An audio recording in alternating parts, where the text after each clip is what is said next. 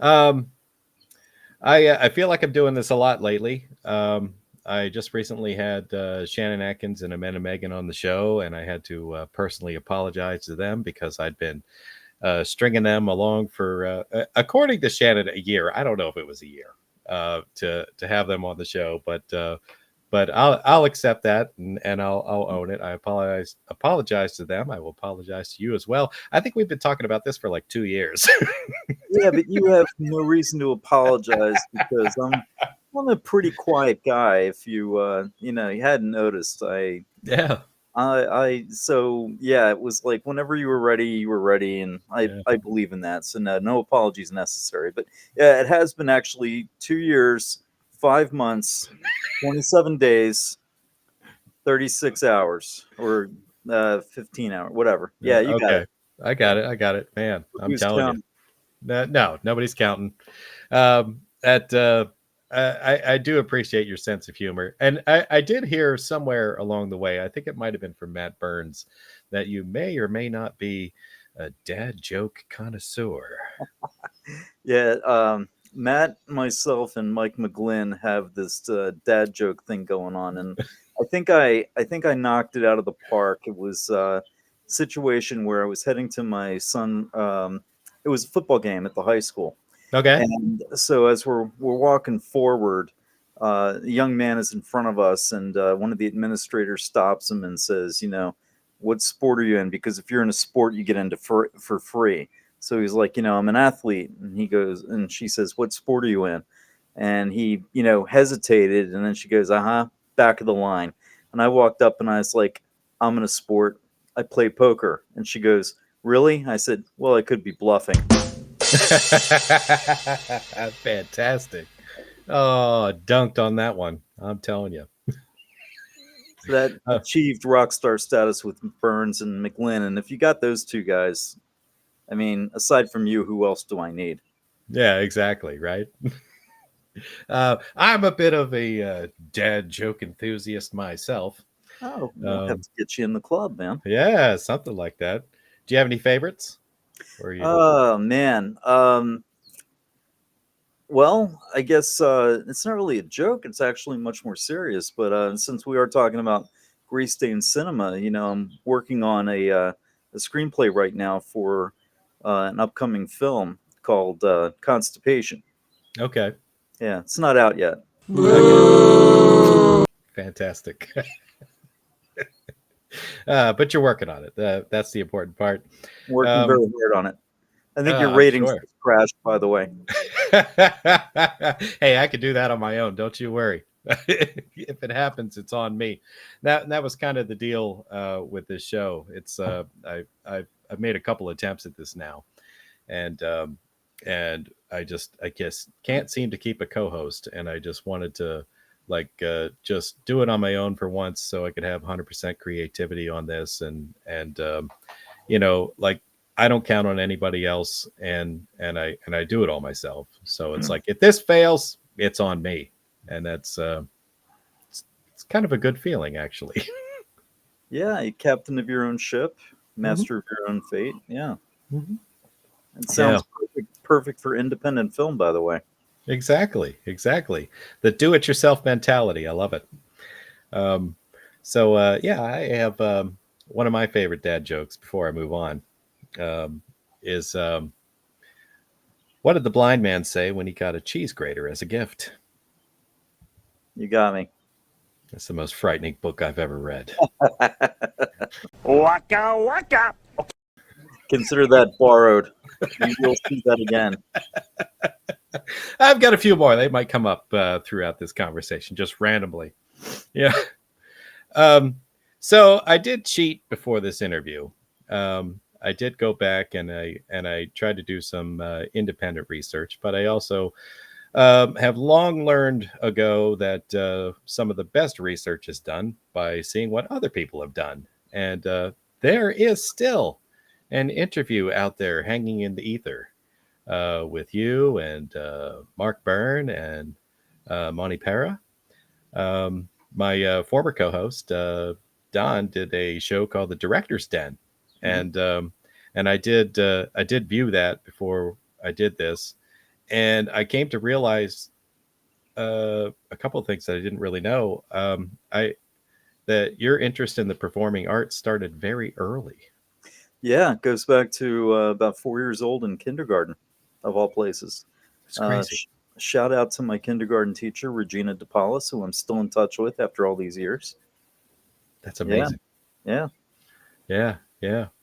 And the way I understand it, you did actually go to school for like I don't know, was it communication or radio broadcast or? Right. I have a bachelor's in what was called, I don't know if it's still called this, but it's called Radio, Television, and Film from Temple University, the RTF degree. Okay, And yeah, it was what I set out to do. So I, got a taste for it, very young, and I also had a uncle who was actually not a blood uncle. He was one of those family friends that I just grew up thinking I was related to. It's kind of a funny story, but sure. and he had like the first VCR ever, like back when these things cost about as much as a Tesla, that type of thing. Oh yeah, yeah. And so I can remember, uh, you know, family comes over to play cards at his house, and they stick me in the den, and I'm watching one of the early VHS releases of Frankenstein. So Oh, yeah, yeah. So it kind of, it's always been, if you will, a part of my DNA, so to speak. And so I continued on. I was involved in some community theater again with Regina DePaula, and I guess the senior high school musical came around. So that's before the TV show, of course. right, And can't sing, by the way, so don't even go there. But I, was working in the audiovisual department at the high school. That was kind of a thing back then. So took and pursued it, and I actually landed a job. And when I tell this story, it's one of those where I didn't realize kind of how lucky I was, where I landed a job out of college working for what is now, I think it's back to being a talk station. I'll have to check, but it was a radio station in Philadelphia. And so, as I tell the story now, it's like right out of college, I'm working in one of the top markets in the US in radio. And I was an on air producer, which means that back then I was pushing cart tapes for commercials instead of doing it digitally as they do now, okay, ans- answering the phone, stuff like that. And I watched a lot of turnover, a lot of people, coming in on a Friday and being escorted out at the end of the day or whatever, and just the insecurity of the job right, really led me to seek other things. So I transitioned from that. I joined the army, which I always figured I'd be forever young enough to do something with performing arts, but I wouldn't always be young enough to do things like, jump out of airplanes and stuff like that. And so I've just kind of kept my hand in it more as a hobby than anything else. And it has some ebbs and flows where I've been a little more active, a little less active, but that's what really happened with my quote unquote career, if you will, where mhm, about 6 months of working in radio and just watching the instability, and I was like, "Ooh, I can't deal with this emotionally. I need to go somewhere where." My life might be at risk joining the army, but at least I'll get a paycheck. yeah, yeah. And No, now I that I can. say it out loud, that sounds crazy. Well, um, I'm sure it didn't seem crazy at the time, but um, I, I can't. I can't even imagine. That's an incredible story. I found it very compelling. That's why I wanted to bring it up. Oh, thank you. Yeah. You you mentioned that you still managed to stick kind of with the arts a little bit while you're in the army. Mhm. Um, I think I heard you talk about doing like what you call industrials. Right. Yeah.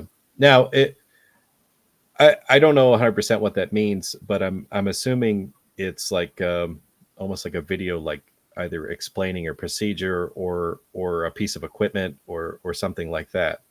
Yeah, you have the right idea. The unit that I belonged to was actually moving from Fort Monmouth to Fort what was Fort Gordon, Georgia, and Okay. they recently changed the name to Fort Eisenhower, but same place. And so they had the idea of creating kind of a introductory video, and so I was the guy that more or less got asked, told, whatever word you want to put to it, but it wasn't something Volunteered. voluntold, as we say. Yeah. So yeah, I did that, and then I did another one a few years back for um, Army Investigation Unit, where I played a guy who was coming in to make a report. So yeah, if I've kind of had my fingers in that, that's what I refer to as industrials. Fantastic.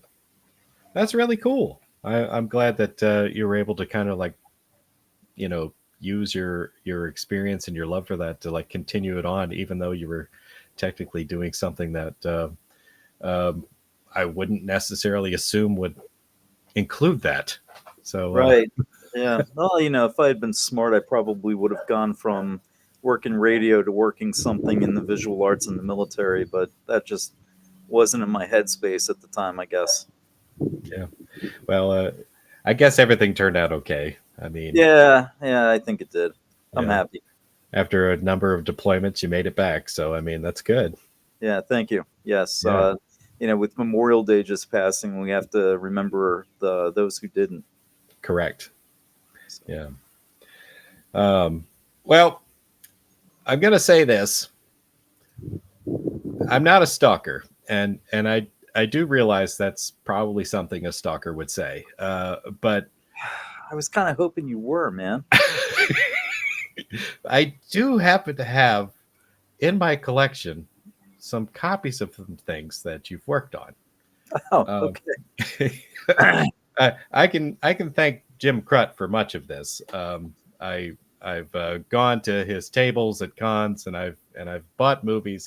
He's a salesman. He talked me into buying several things, but I do have this one, Yeah, there you go. Deadlands 2. Yes, Um, I think you've talked about this as being like your first venture into indie film. Is that true? that is true. That is the first indie film. You want to hear the story, or am I wasting your time? Yeah. No, go for it. All right. So, myself, and I really hate naming names on podcasts because I know I'm going to forget somebody. So I try to stay away from doing that. But this story begs it. So here's the way that happened. I had been on a hiatus, so to speak. In other words, I wasn't pursuing any projects, wasn't really doing anything, just doing my life, right? Okay. And Mhm. a friend of mine, Paul Yoder, we went to high school together. He also has an RTF degree from Temple, so we've known each other for a long time. And he had asked me to go to, I want to say, hold on, I'm going to drop the name here. Not Monster Manias. They're It is Monster Mania. Thank was you. it? Yeah, yeah, yeah. Okay. Thanks.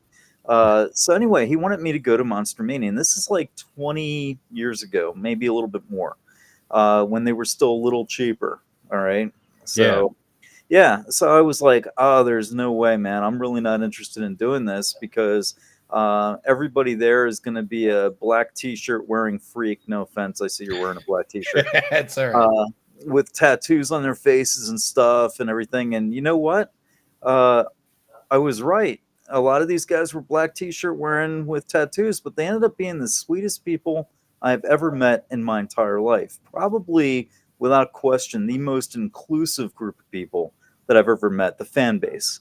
Nice. So I go in and I was kicking around with Paul and I was enjoying it. And I noticed that there was probably three or four guys who had tables set up where they were selling films that they had made independently. And I said to Paul, I was like, with technology being what it is these days, man, we could make a really good movie for about 30 grand.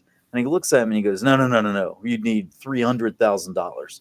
So at that point, it became kind of a dare, right? Uh-huh. So I get back and immediately I go to the internet and I find Gary Ugaric, who was out of around Baltimore at the time, and he was making a movie that happened to be literally right up the street from me at the Leitersburg Theater, Deadlands 2, right? Yeah. So I reached out to him, and a little bit of a backstory here. So when I was in the Army, I was what's called a CID agent. I don't know if you've been watching Jack Reacher. No. All right, you're familiar that it does exist, right? Yeah. All I right, think so so. Jack Reacher is supposed to be a CID agent. So if it gives you any backstory on that, so I was a criminal investigator. All right. So anyway, so I called Gary and I was like, hey, I see that you're making a movie right in my backyard. I'd like to be involved. And he was like, well, I cast everybody, and I was like, oh, I understand, but I'm interested in doing this, so I'm sure you could use a producer. And he says, well, yeah. And I said, all right. We can talk about that. And part of the deal is I'll have to have some lines in the movie. And he says, well, again, I've cast everybody. And I said, I got it. I said, and I'm not a professional actor, but I'm competent enough to deliver a couple of lines. And he says to me, well, I need an evil government agent. And I said, what a coincidence. I am an evil government agent. I don't even need one. So he fed me. He told me that Jim Crut was in it, and at the time, me being pretty new to the area and not a hardcore fan at the time, I'm still not I'm necessarily a hardcore fan, but I'm much more of a genre fan now. I really wasn't aware of who Jim was. Now, a little Right. segue. Um, my father had lost his job probably 1983, 1984 timeframe. And so money was a little, I wouldn't say tight, but let's just say that it was being spent wisely. Right. And so he had a friend of his who I guess had one of these pirate video things that he ran out of like the back of the trunk of his car kind of thing. Uh-huh. And he comes home one day with Dawn of the Dead, 1979. And so dad wasn't a horror fan at all, okay, and didn't understand why I would like movies like this, but he was like, "Hey, I think my son would like this." And so there I am watching Dawn of the Dead, and it's like one of those, father son connecting things, right? Yeah. So fast forward 2007 or 2005, I guess was when we were shooting it. There I am. I'm doing my first scenes with Jim Crut, helicopter zombie. So it just is interesting how things, come around full circle, so to speak. So yeah, that's how I met Jim, and it is a law that if you make a film in the what we call the DMV area, you have to have Jim involved in it.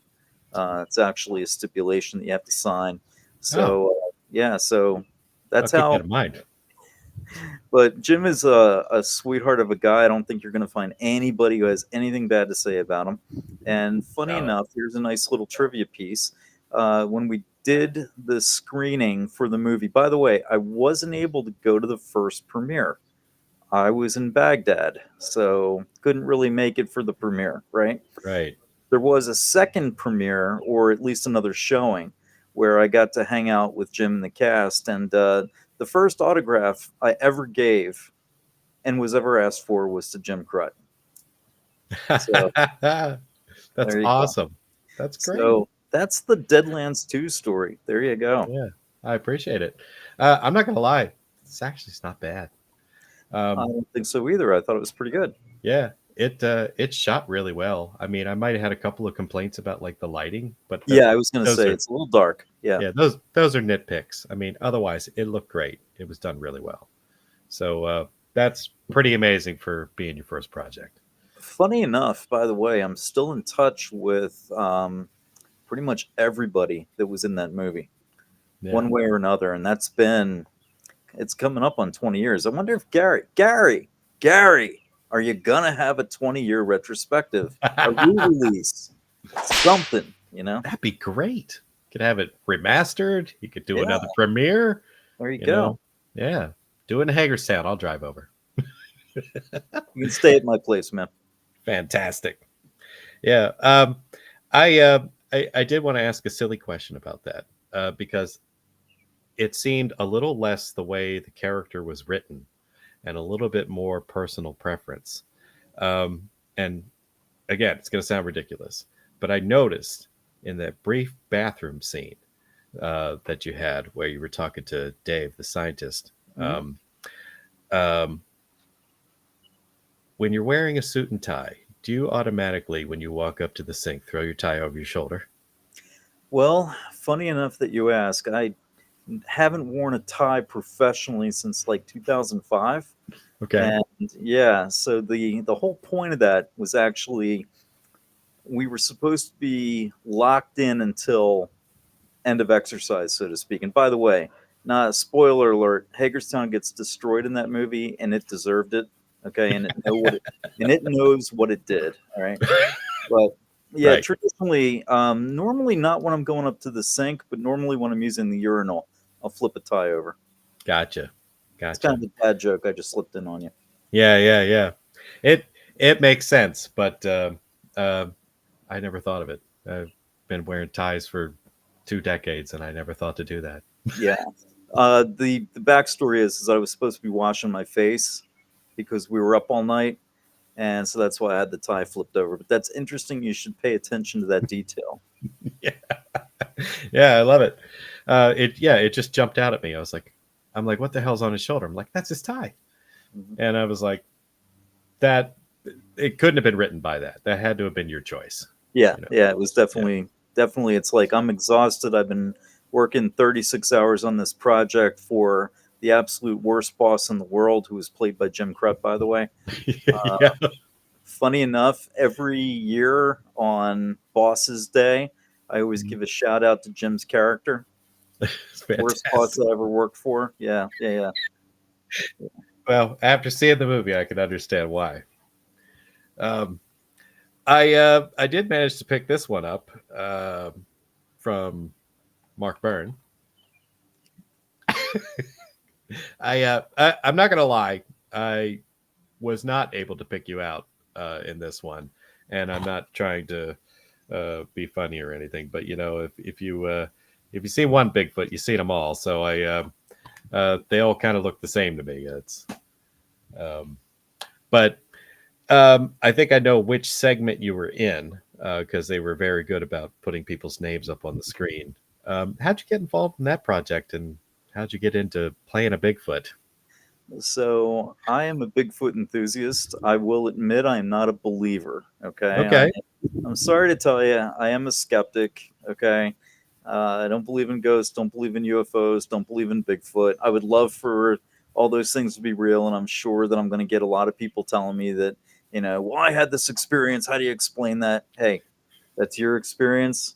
All That's I'm right. saying is I've never had them. Okay. Right. So it just comes down to, of all the millions of things that I've ever ran into in the world, none of them was a Bigfoot.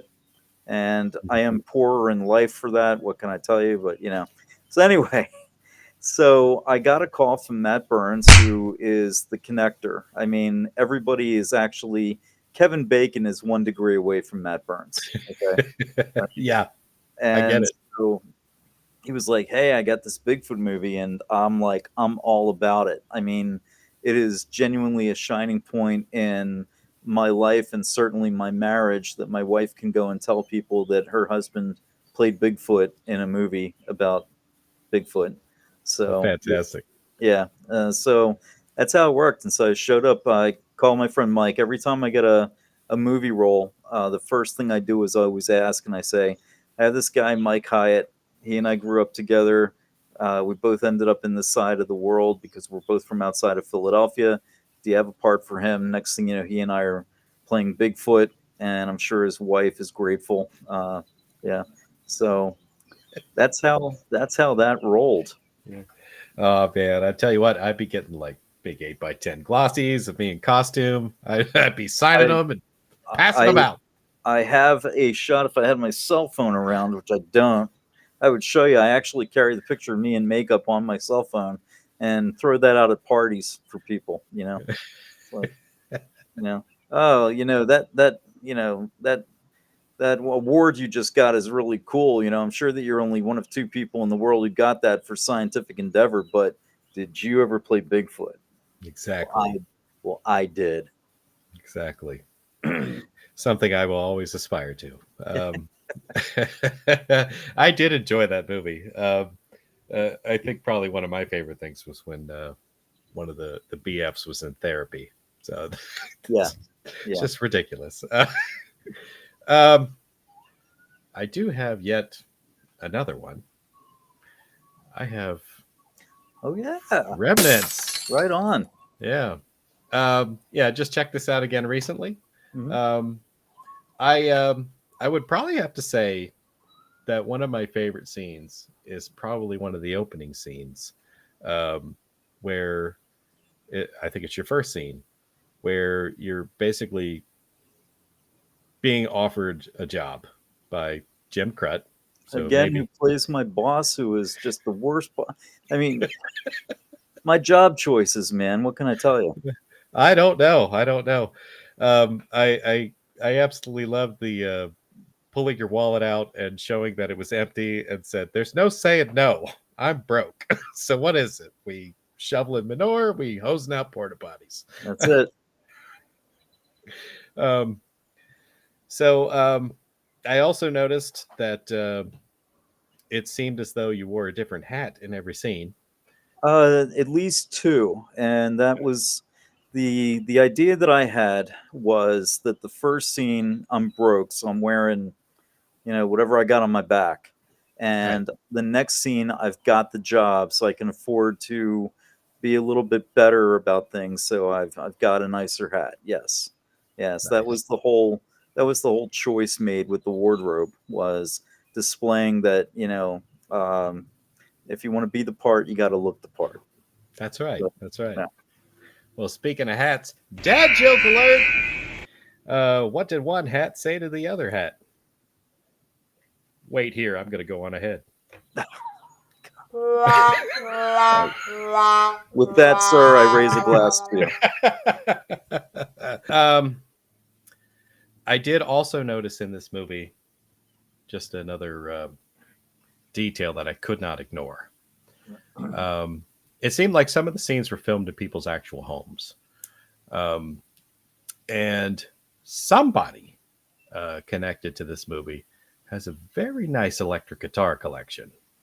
So it was filmed actually in a bed and breakfast, which is owned Okay. by Gus and Hillary Okay. Zucco. All right.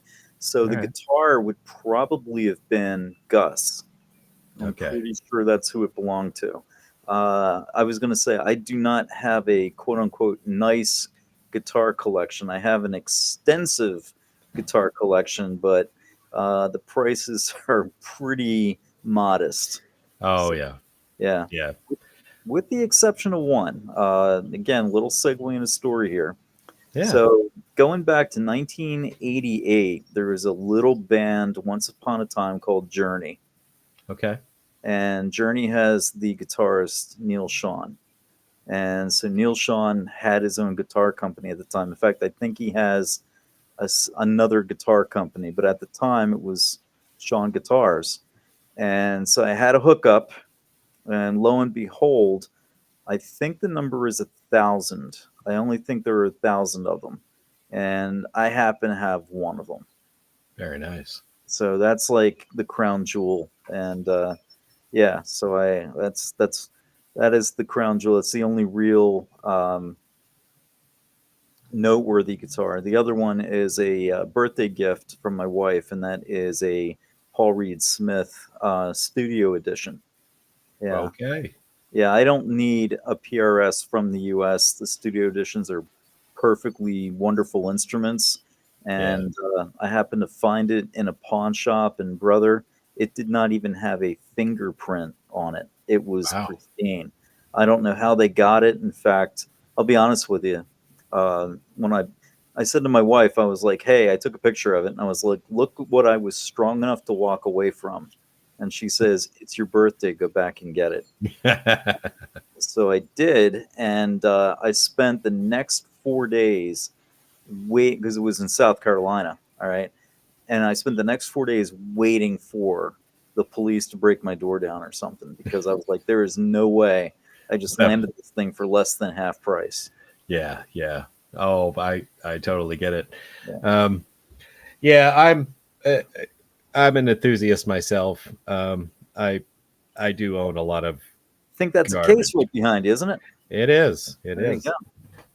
That's actually one of my nicer ones. I, I, you want to see it? Yeah, Let's please. grab it real quick.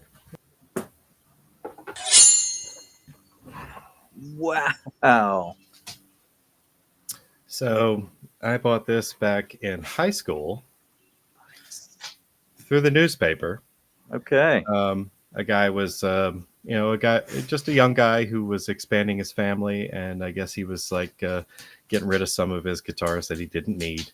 And I found this sucker for, gosh, what was it? $450. And that was probably back in about 1996. So this is an '89 Gibson Flying V Yeah. with the cherry stain. It's Very, almost all original. I did replace the toggle switch at one point because I hated the one that was in it. But other than that, haven't changed a thing. It's a that beautiful is guitar. gorgeous. Yeah. So, and strangely enough, I think I'm meant to keep it because a couple times in my life when I felt that I needed money and I felt that that was the only thing that I had that was worth anything, I attempted to sell it, and none of those ever worked out. I'm like, okay, it's mine forever. It's never Yeah. going anywhere. Wow. So You must know some people without a lot of taste then. I guess, Yeah. or just around a bunch of cheap people. I don't know. So anyhow, yeah. So that's like I said, that's probably the nicest thing that I got. I don't even have any nice amps or anything. I did sell a very nice amp that I had at one point. I've never been able to find another one. I don't think they lasted real long in the States.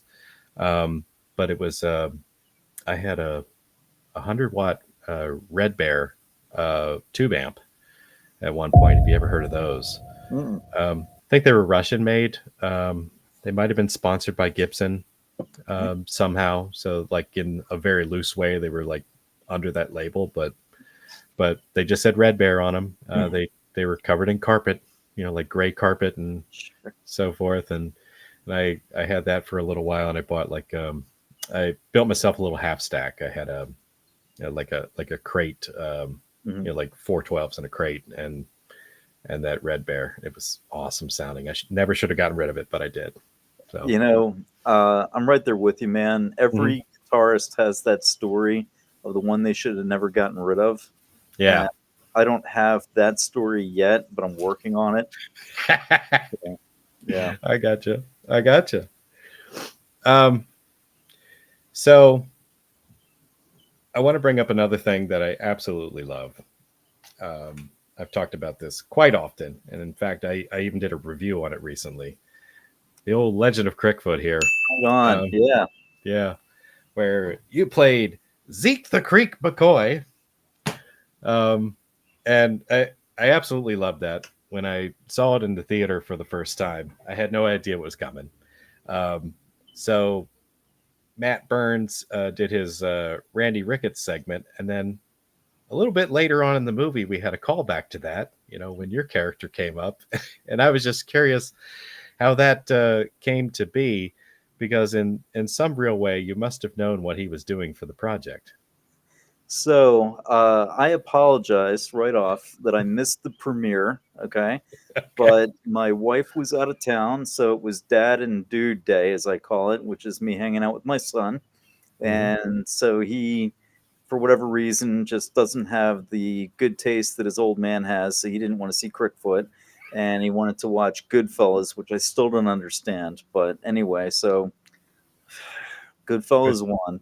But yeah, Goodfellas, a good family movie. first, man. Family first. So yeah, if I get this slightly screwed up, it's just my memory. It is not intentional. All right. Okay.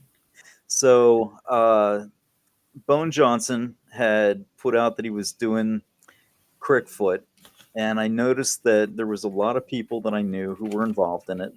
And I was like, this seems like a fun project, and I want to support a an up and coming filmmaker. I believe that was his first foray into independent film. By the way, Mhm. not a dad joke, but maybe on the same lines. How do you make a small fortune in independent film? Start off with a large fortune. Anyway, so True. I noticed that some a lot of people were involved that I knew.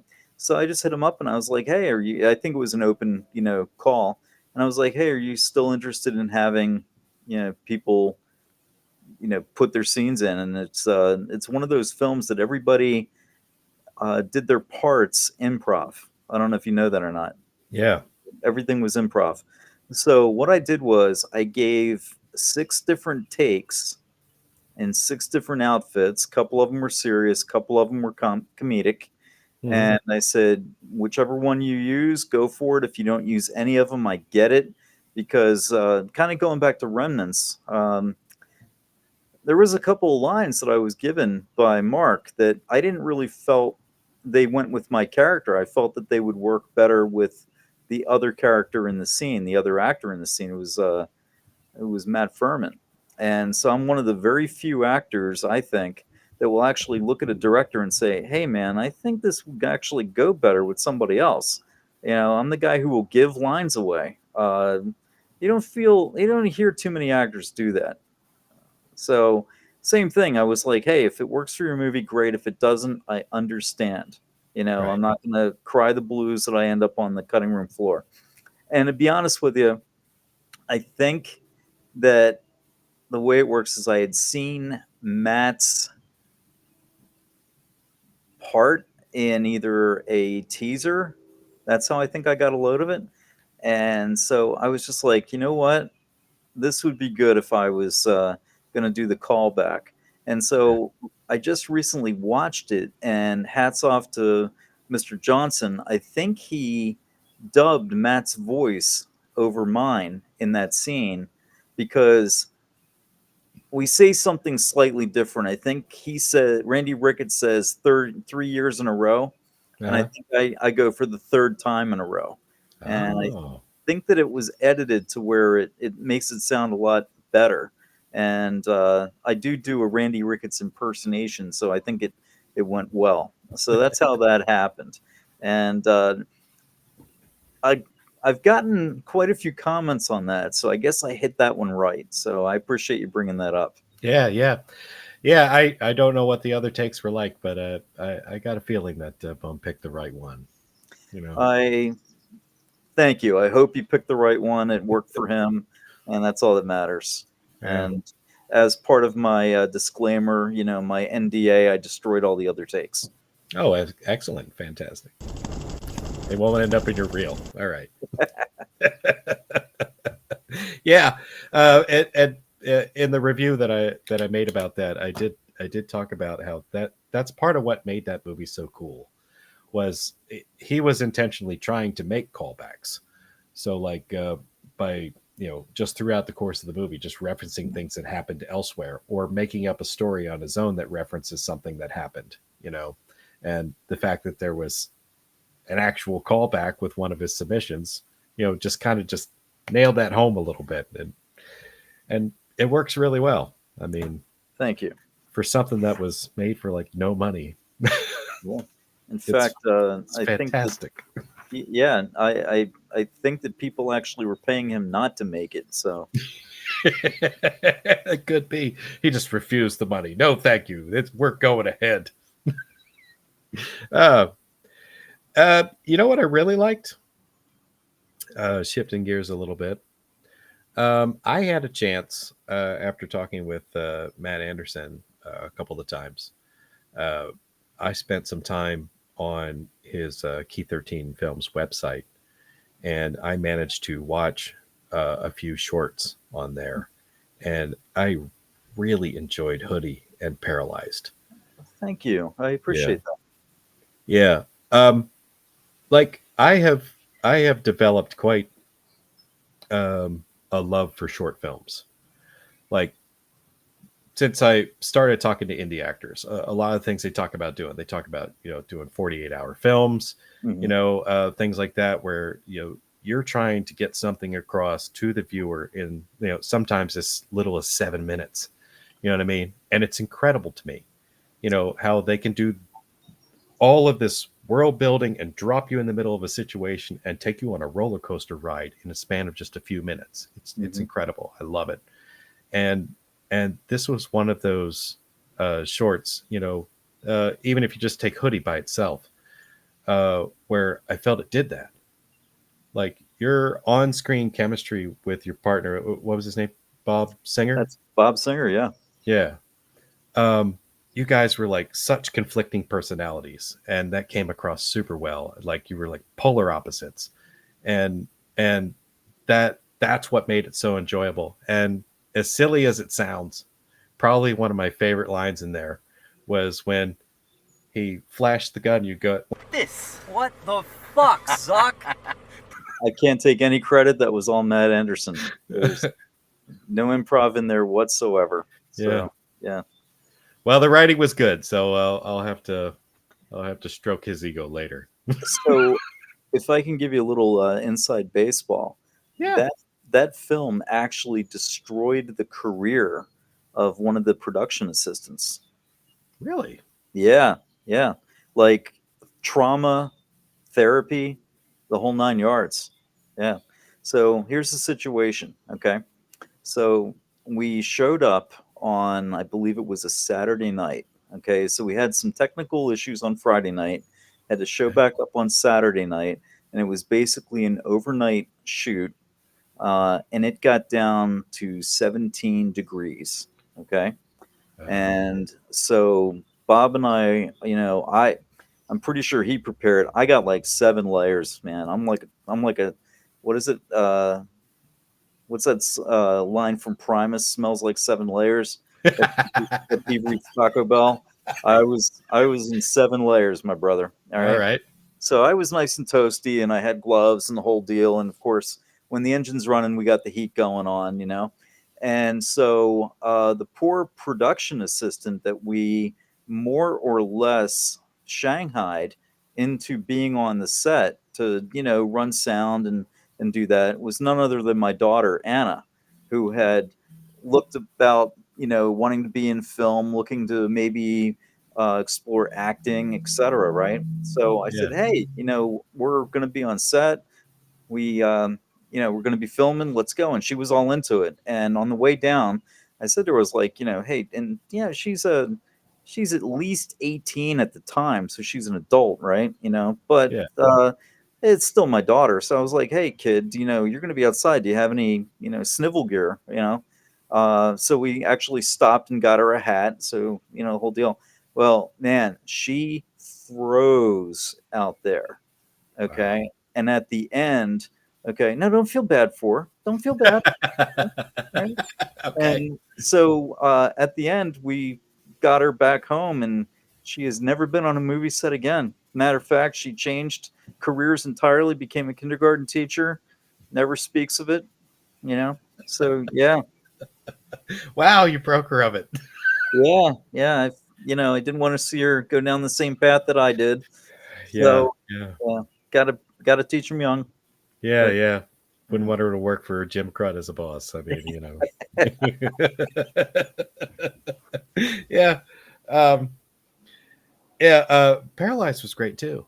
Um, and I, you know, these shorts are good either by themselves or combined into like the full length one that they do. Um, and I love the fact that they followed up the story. So we didn't just leave off, with what your character did at the end of that first short, Mhm.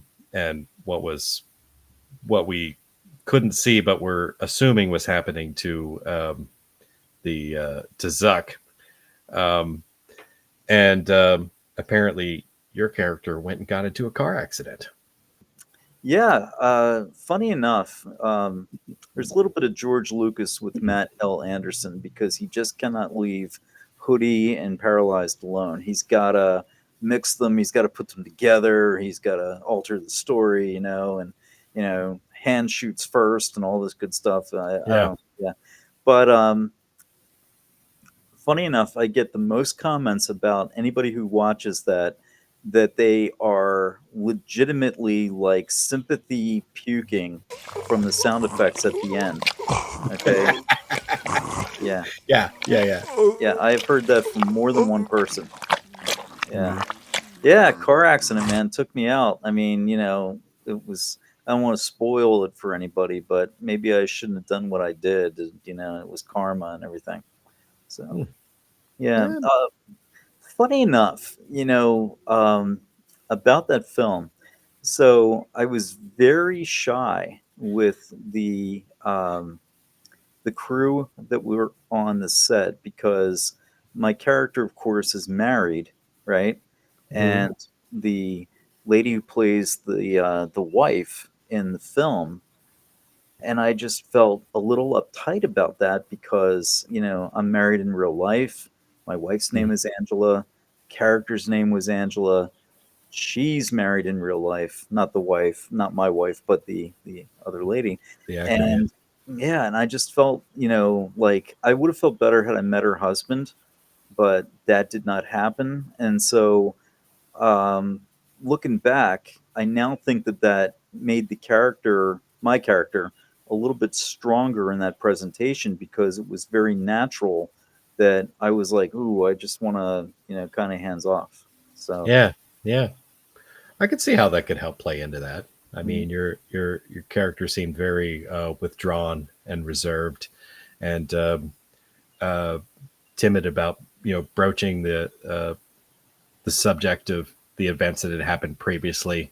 mm. And I felt she did a very good job of She like won an award for that actually.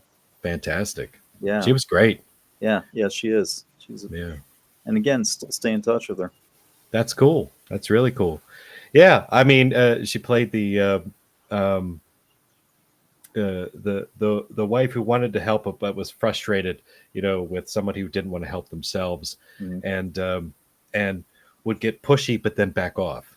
You know Right. what I mean? Like almost like a real relationship. Mhm. It was pretty awesome. I mean, She's an and amazing actress. Like I said, she won an award for that role. yeah, She deserves it. And what was interesting was, and this is something that I enjoy hearing. Okay, so hmm she's got quite a resume, hmm and she's been involved in a lot of work. And as we were sitting there talking, she said to me, she's like, you haven't moved from the chair. And I was like, yeah, I haven't. And I'm not going to because my character's paralyzed and I want to stay in that character. I'm not a method guy, don't get me wrong, right, but I wanted to really make sure that I think that there's things that you cannot, no matter how much you try, you can't act them. You have to feel them.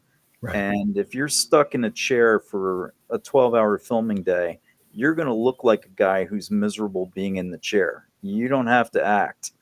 yeah. And the other thing is that because he's supposed to be paralyzed, I actually have a male diaper on. Not that you needed to know that, okay? Okay.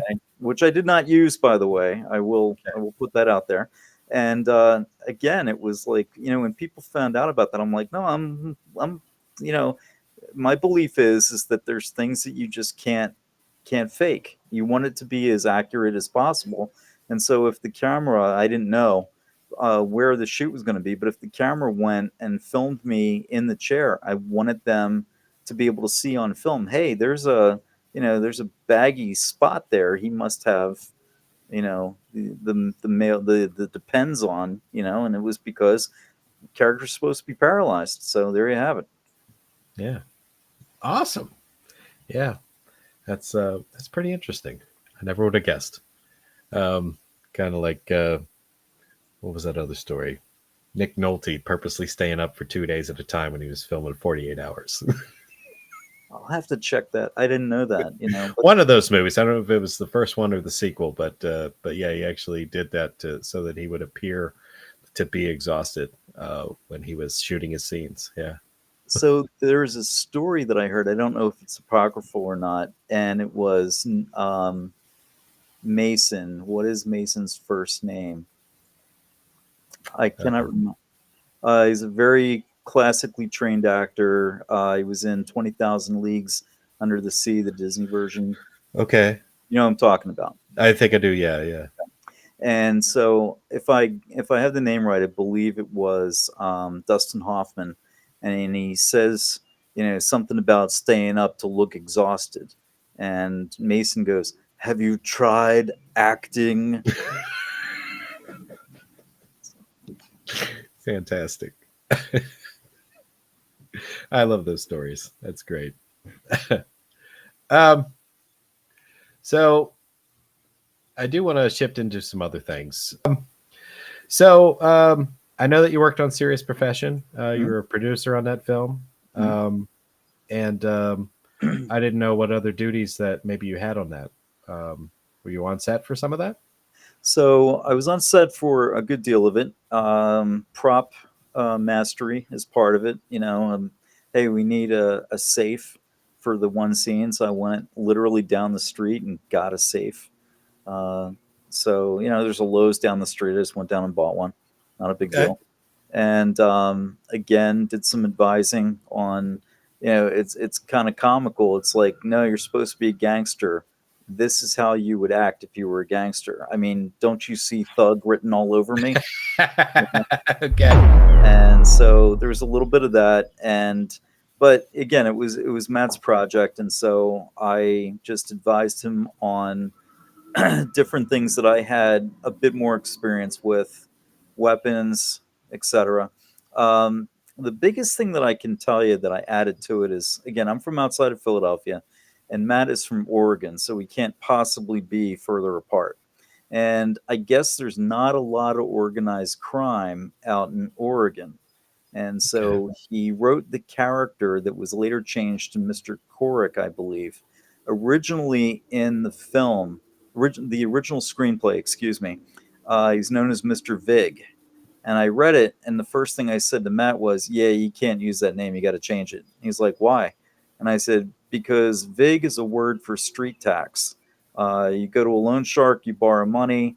The money you owe back is whatever the principal is plus the Vig, which is the street tax, the street interest." And so if you use that word, because if you watch the movie, there's a little bit of confusion over exactly who you're dealing with intentionally. And so I said, if you give that, you're giving the whole film away. You're giving everybody an idea of who these guys are. Plus, to be honest with you, no self-respecting gangster would call himself Mr. Big. So that was my, I guess, creative part. And I think there's a couple of lines in there that I had, suggested that Matt add, and that he took whatever he wanted, he left out whatever he didn't. Okay. Yeah. That's cool. Nice. So, at some point, um, I guess you had the opportunity to take on Heavy Duty Man, and I understand that you had some writing that you did with that. So that actually is a cursed film. Yeah. Yeah. All right. So we restarted that 3 times. Wow. Yeah. So I'll be honest with you, man. You might want to have me back for another episode on that. But Okay. yeah, yeah. So um, a full script was written, and the deal was is that myself and Craig Rosenthal were going to be joint partners on it, and there is no such thing as a joint partner. So he was going to be the senior guy, and Okay. so the way that again, the way that I remember it was is that he was going to write the screenplay, he was going to give it to me, I was going to go through it and say, all right, well, here's how I'm seeing things. Back to you. You keep what you like, you get rid of what you don't like. And out of that, we'll, have a nice story out of it. And so Craig had some issues, some personal issues that got every bit of his attention. And so he went that direction to put the priorities where they belong for, family. And so there I was. And I guess I finally turned around to Matt, and I had originally said to Craig, I want nothing to do with this if you're not on it, because we were really excited to work together. And I was sitting right here on the porch where I am now talking to you. And I was just like, a lot of people gave a lot of time and a lot of energy. They deserve that this comes to life. Yeah. And so I turned around and I said to Matt, I was like, I'm willing to give you a script, and I'm willing to direct it and do everything else that has to be done with it. And along with, and again, this is why I hate talking on podcasts, because I'm going to leave people out who are instrumental. But I can tell you that one of the curses of the film is that everyone that was originally cast in the movie, with the exception of Russell Sage Patrick and Chris Ridings, either quit or were replaced Oh wow. for various different reasons. Okay. Some of them had full on legitimate, again, family issues or conflicts. Hmm. Other people just, never heard from again, and don't know. And I, frankly, it's like, hey, again, you're not hurting me when you're dropping out of the movie. You're hurting all the other people that were involved in it because it's being shot in Waynesboro. Sorry, there's squirrels running on the roof, so it sounds like the place is haunted. Um, you're not when something like that happens. Okay, I think, like I said, we all need to be gracious. Life happens, but you also need to take responsibility enough to say, I can't be there for this, or I can't be there for this long. Right. Uh, and unfortunately, we didn't get it. Some people did not do that. And, like I said, you're not hurting me. You're hurting the other guys in the cast. You're hurting the other people who did commit. So, yeah. But I will tell you that it was Brandon Salisbury who, during the filming, said, if you're having fun, you're not making a good movie. And I took umbrage to that. I was like, Yeah. we're having a lot of fun on set. On set was some of the best days I've ever had. That was a very enjoyable cast and a very enjoyable time. Every one of those guys are heroes, but the pre and post production have been nothing short of nightmarish. We actually lost an entire edit during a northeastern storm, and it had to be put back together. Don't Wow. ask me. I'm not a computer guy. I don't know what happened, but I know that I was all set to have like a private showing of the rough cut, and a storm came through, and the next thing you know, I'm like, yeah, what happened to the rough cut? Yeah, we lost it. Got to start all over again. Holy shit. Yeah. So I can tell you that there were some rumors, I understand, that it may never come out. That is absolutely not true. It Okay. is in Matt Anderson's hands, and he is putting the final touches to it with notes that I made on the edit. Then it goes Yeah. to the sound guys that are going to work on that, and it will be released. That's awesome. That's awesome. Then you get to take your victory lap. That's Not the victory lap kind of guy, man. Now it's on to the next thing. that's right. That's right. Well, since you brought that up, do you have anything in the works now? You know, So, if you don't mind, let me jump backwards. yeah. So, one of the Key 13 films that has had actually an international release and is right now available on Apple and every other streaming service is George A. Romero's Resident Evil, the documentary. Have you seen it Saw yet? that. I saw Okay. that. There, They play creature feature. I was very lucky to be in the right place at the right time. there you go. Here, Yeah. sign this. We're going to show it to you. Yeah. That's right. The Yeah. non-disclosure. Yeah. Well, it got Hmm. released since the last time you saw it.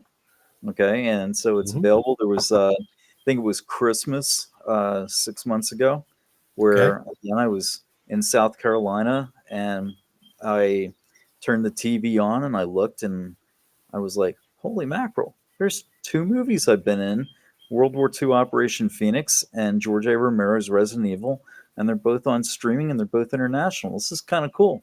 That is cool. So yeah, so that was a neat concept. When I first got told about it, I was like, Brandon Salisbury. I was like, Brandon, you've hit this one out of the ballpark. I said it's gonna hit the documentary crowd, it's gonna hit the Romero crowd, the Resident Evil crowd, and the general horror community. I said Yeah. you've hit it all. There's no way that this can really go anywhere.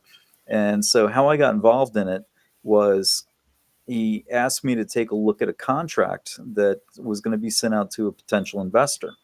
Okay. And I looked at it and I realized that kind of one of those, the decimal points in the wrong place kind of thing, right? Okay. And so the deal was is that, if I worked on the budget and everything, that I would get a percentage of whatever I saved. Okay, that was the deal. If I was able to cut down, right? So for that, I was able to get myself $2.37 of the percentage that I saved. So yeah, so that's how I got involved in that.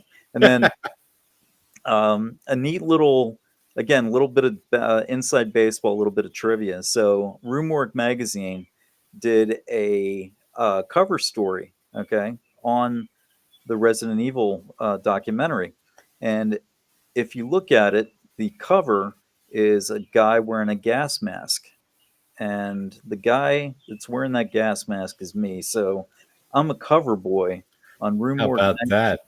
along with Wow.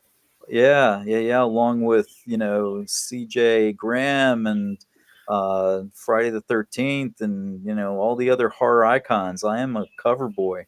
So That there you go. and playing Bigfoot. How could you get any higher? It's if I died right now, I would be a happy guy because the cherry on top is talking to you, of course. Oh, of So, course. Fantastic. so since you did ask, I'm kind of. I always say I'm on hiatus. Okay, it's Mhm. it's not completely true, but it's just it goes with my personality, which is I'm not out there screaming at the top of the mountain that I want to be in this project or I want to be in that project. I'm very family oriented, so most of the time that I'm doing any filming, it's going to be on the weekends and it's going to be just part of the time because I have a full time real life gig, and so my weekends are precious. I want to spend them with my family. As you, we were talking when we were in the green. Does green room exist for video? We'll Yeah, say it kind does. of. Okay. Yes. That yeah, my favorite son just graduated from high school. So that's it. Kind of an empty nester now. So maybe I'll have a little bit more room to Yeah. branch out. But what I've been doing is I've got two screenplays that I'm working on. I'm not working on them simultaneously. It is, for me, writing is a very lengthy process. Sure. And so, one idea that I've had for probably 8 years, and it's just one of those things where, at least with my process, I kind of get focused on something and I go that direction, but I run into a wall or I run into something I don't like, and then I have to go back, right? And I'm like, all Yeah. right, let me see where I can go with this. And then it takes a while, and then all of a sudden, boom. Well, like I said, I've had this idea about 7 years or so, based on a true story, interestingly enough. And it finally was like, aha, this is where we'll go with this. And so I finally started putting some serious effort into it. The best thing I can tell you is it's kind of a Bigfoot meets Deliverance kind of movie. So I'll leave that to you. Okay. All right. I'm And, in. and the other one is one that I was actually asked to write by Jesse Green and Okay. Russell Stage Patrick. And again, going back to, life happens. Jesse experienced a stroke. So if anybody follows Jesse on social media, please contribute to his GoFundMe or please send him some love. Yeah. But again, very long process because, hey, what are we looking at? So the idea that he came to me with, I saw where he wanted to go with it, but it was suited better for a novel than it was a screenplay because you can do a lot of things in a novel that you can't do in a screenplay. Right. You have to have likable people in movies. If you have everybody in the movie that you at least you got to relate to these people, okay? Okay. And so I just found that the character that he wrote, the way that he wrote it, was not somebody that we could truly identify with. So I Okay. changed that character, and the first thing I did was I gave 12 pages, and I shot it off to Russell, and I was like, "Here's where we're at with this. How do you feel about it?" And he was like, "Wow, I like where you're going with this." So, kind of basing it on, you're out of Gettysburg, right? Close. Okay, Yeah. Smaller town, a little north of there, York Springs. got it. Okay, well, if Yeah. you head east a little more towards Philadelphia, look it up when you get a chance. Back in the 70s, there was a group of guys called the Johnston family. Okay. Okay, the Johnston family, and there was a movie made. I think it was late 80s, and it was called At Close Range, and it's Sean Penn and Christopher Walken, and it's based on the story of the Johnston family. Okay, Okay.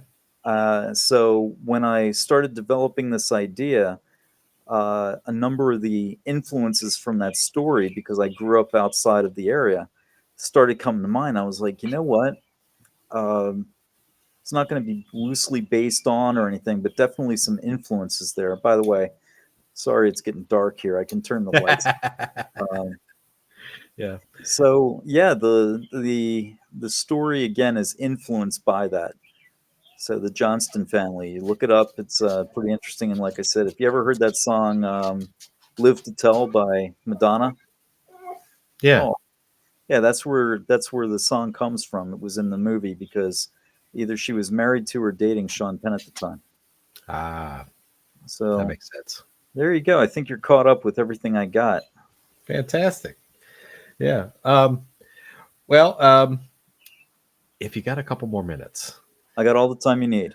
So, one of the things that I like to do, I like to ask a few fun questions. Like to call it the lightning round. Let's stick to that right now. All right. So just a few fun questions. I kind of change it up a little bit, whether I'm talking to an actor or a director. You happen to be both, so I'm just gonna have to modify just a little bit. What would you say was your most challenging project to work on thus far?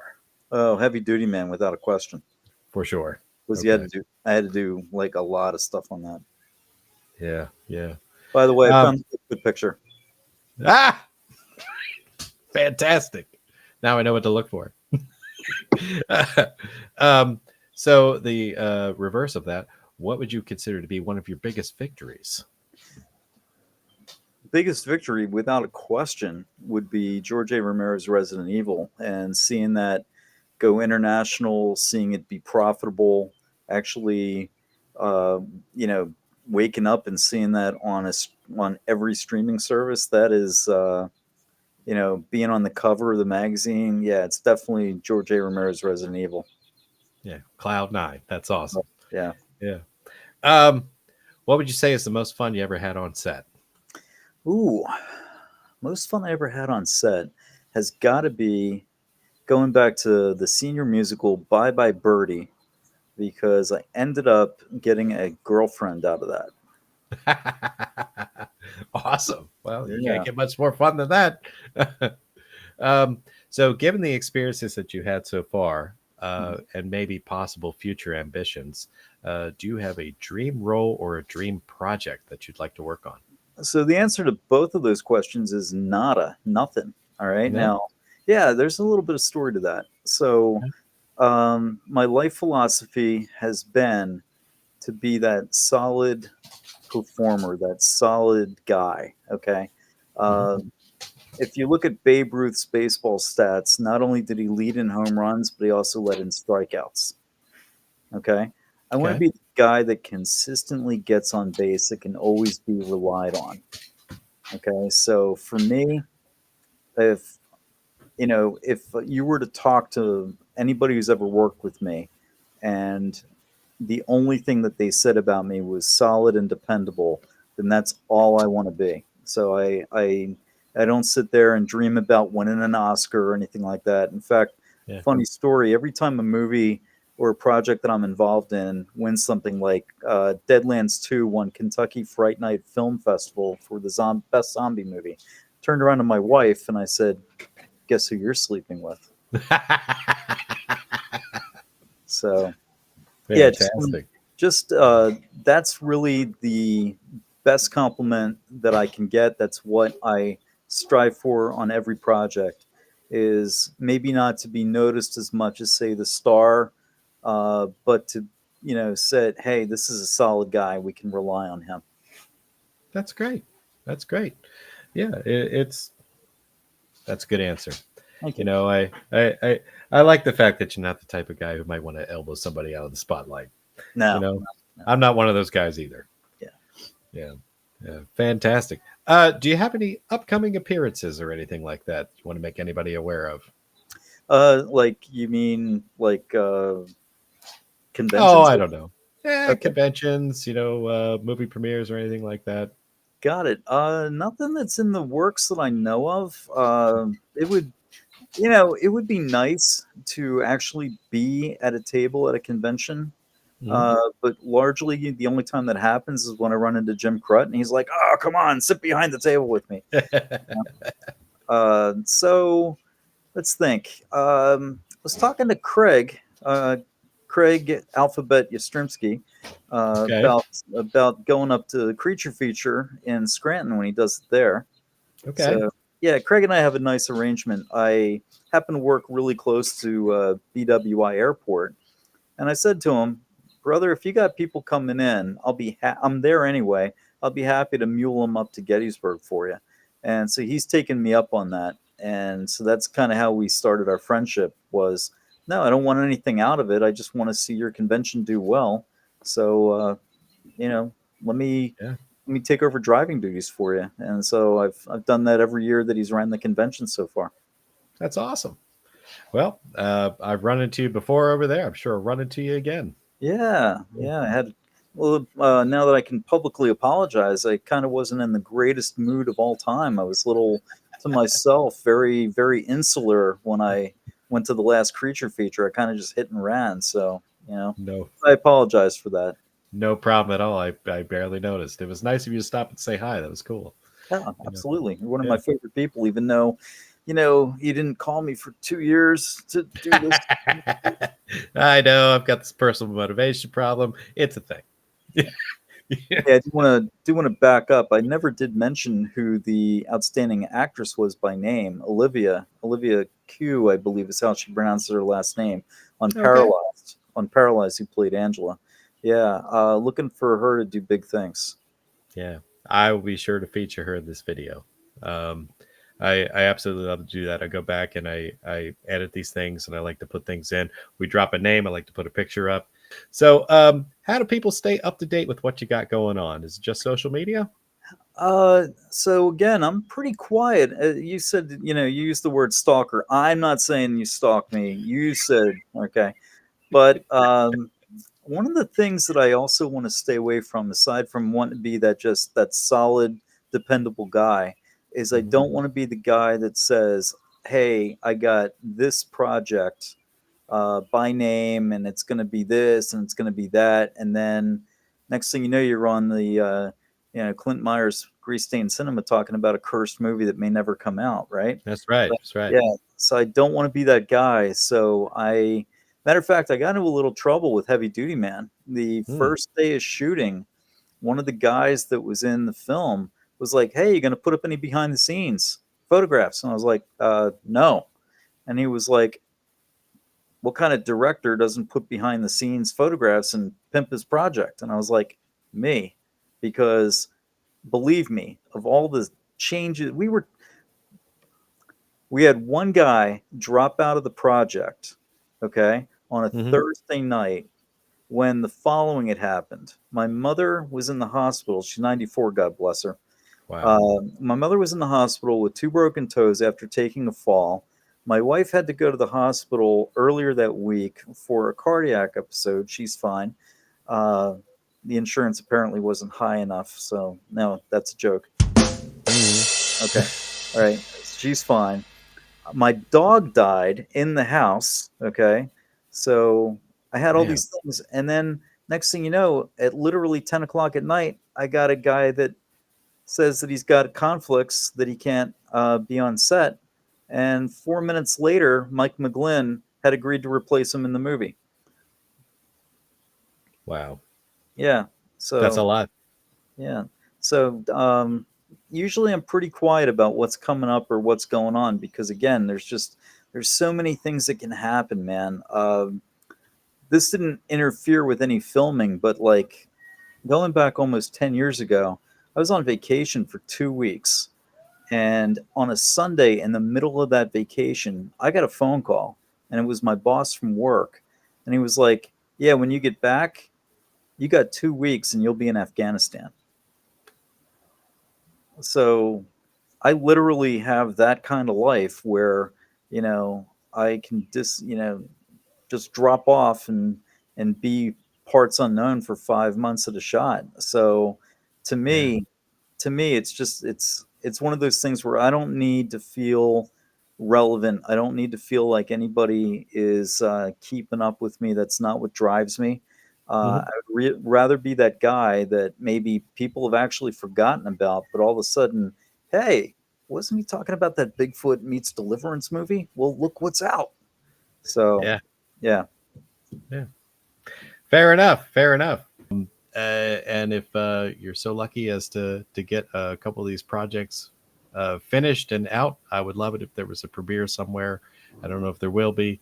If not, I will certainly be looking for the DVD that I can purchase. I would love to have a copy. So our plan right now Mhm. is that when Heavy Duty Man is finished, we're going to have the premiere at the Waynesboro Theater. Okay. Nice. And we hope it is our hope that everybody that was involved in the movie gets invited, plus ones, plus twos. I think there's 180 seats in the theater. I might be short or long on that. I'm not sure which. So believe me, friends are invited. Consider this an open invitation, and we will Fantastic. take care of you. Oh, going back, I have to say good things about Heavy Duty Man, of course, knowing that it has been difficult. The one Yes. thing that is a genuinely beautiful and unique experience about Heavy Duty Man is I have two lifelong friends that were both on set that are both from outside of Philadelphia. So Pat Morris happened to see that I was doing something, wanted to be involved, and I was like, Pat, I got you. And so I had him written in the script as the barber. And so the day he shows up, okay, the barber shop actually had closed temporarily just over the weekend, and the guy who owned the place had gone up to Pittsburgh. So I'm sitting here and I'm like, okay, what are we going to do? So fortunately, I'd gotten to town early and found out that this was going to be an issue. So we just simply rewrote the script on the spot, and it got Pat an expanded role. We just moved it to an empty building where he was moving his barber shop and he's now making a salon. So that was how that worked. And I was sitting at a high school football game, and again, lifelong friend Rodney Washington hits me up and he says, "Hey, cuz, what are you doing with this Heavy Duty Man?" And I explained to him it's been in production, and he's like, what can I do to get in? And I was like, well, got a question for you because right now it's on me, but can you write rap lyrics? And he was like, absolutely. And I was like, all right, I'm going to send you what I did. Feel free to do whatever you want to it.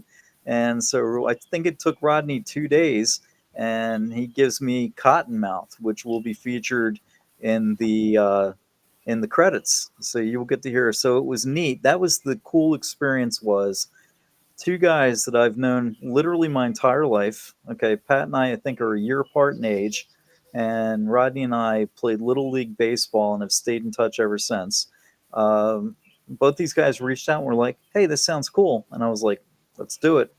So that is the neat thing about the indie film business, if you will, is that, Yeah. things turn around where it's like one day in 1982, with your dad being laid off from work, you're watching a VHS tape of Dawn of the Dead. And fast forward to 2005, you're sitting there with Jim Crut making a movie with him. That's incredible. That is incredible. What a wonderful story you've had so far. Well, I'm going to throw another one in since I got you, and you don't seem to be kicking me out right now. So, my wife and I had met and we were dating in 1991. And there was a Okay. TV show at the time called Picket Fences. Okay. And Okay. Costas Mandalar was one of the stars of Picket Fences. And so we used to spend our Friday nights watching TV, watching Picket Fences. It was like that feel good show that we had that we bonded over. And fast forward to, I guess, 3 years ago, I've now been in two movies with Costas Mandalar. Bullet Time Productions did World War II Operation Phoenix, and there's another one which they have not put on their IMDb page, so I'm not going to talk about it. But again, I've had that experience where, you know, here I am sitting there on a date watching this guy on a TV show, and 30 something years later, I'm sitting there sharing scenes with him. How about that? So that has been a neat experience. It sounds awesome. Well, I do want to thank you very much for coming on, Tom. Hey, no, my pleasure. I appreciate you reaching out. I hope it hasn't been boring. No, God, no. You know what would be boring?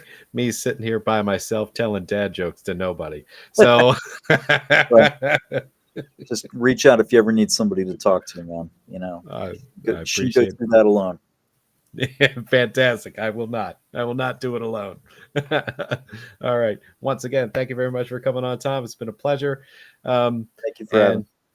And I just want to say on my way out of here, you don't need a big budget to make a badass movie. And cut.